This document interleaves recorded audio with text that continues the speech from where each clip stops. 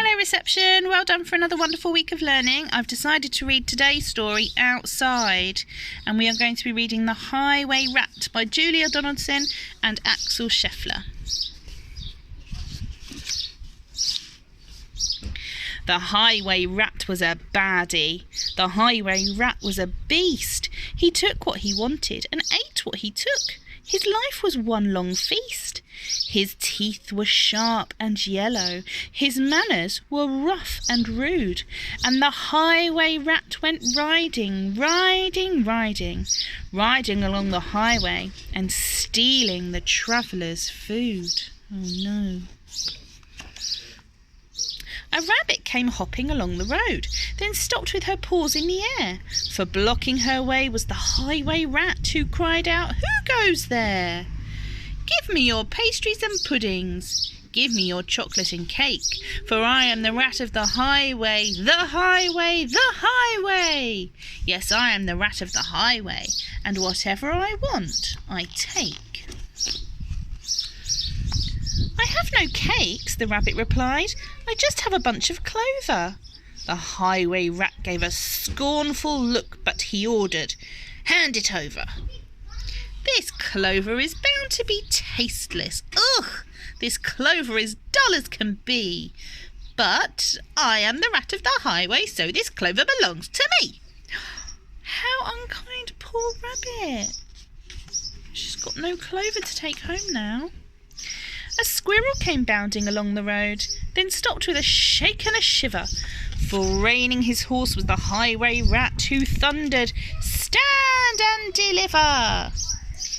Give me your buns and your biscuits, give me your chocolate eclairs, for I am the rat of the highway, the highway, the highway. Yes, I am the rat of the highway, and the rat thief never shares." "Oh, I have no buns," the squirrel replied. "I just have a sack of nuts." The robber snatched the sack and snarled, "I'll have no ifs or buts. These nuts are bound to be rotten. Ugh! These nuts are hard as can be. But I am the rat of the highway, so these nuts belong to me." Oh no, poor squirrel. Some ants came crawling along the road, then stopped with a somersault, for baring his teeth was the highway rat, who bellowed a deafening halt. "Give me your sweets and your lollies, give me your toffees and chews, for I am the rat of the highway, the highway, the highway. Yes, I am the rat of the highway, and nobody dares to refuse." "We have no sweets," the ants replied. "We just have this nice green leaf." "Oh, no, you don't, not any more," declared the highway thief. "This leaf is nasty and bitter. Ugh, this leaf is as thin as can be. But I am the rat of the highway, so this leaf belongs to me." He is taking things from everyone. What an unkind rat he is. With never a please or a thank you, the rat carried on in this way. Flies from a spider, milk from a cat, he once stole his own horse's hay. The creatures who travelled the highway grew thinner and thinner and thinner, while the highway rat grew horribly fat from eating up everyone's dinner. Oh, he's so greedy. A duck came waddling down the road, then stopped with a "How do you do?" "I see you have nothing," the rat complained. "In that case, I'll have to eat you."